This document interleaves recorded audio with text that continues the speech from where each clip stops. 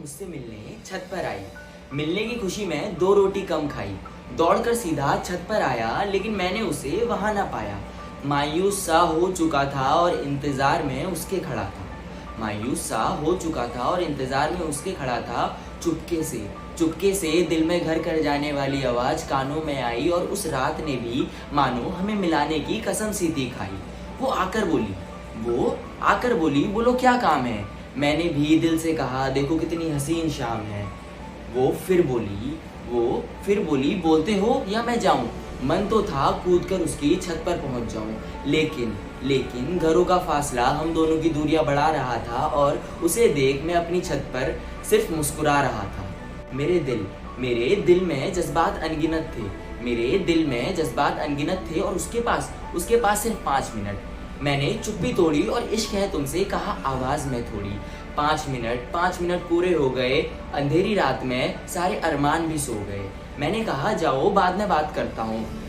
इश्क है मगर उसके इनकार से डरता हूँ। गुड नाइट बोलकर वो सीधा छज्जे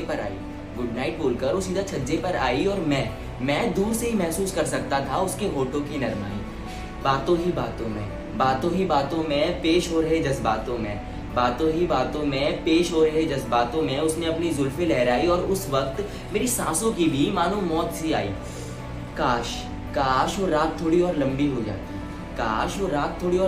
जाती। काश उसकी चुप्पी कुछ और कह जाती। कल तक मैं अनजाना आज उसे अपना सा लगने लगा और समंदर में बंद शीशी में पड़ा एक खत सा लगने लगा।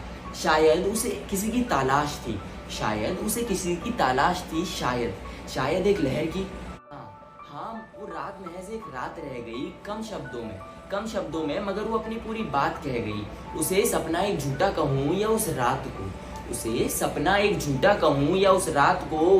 कहूँ या उसके उस बर्ताव को। आज भी टहलने जाऊंगा इंतजार में उसके। शायद रात फिर हसीन हो जाए।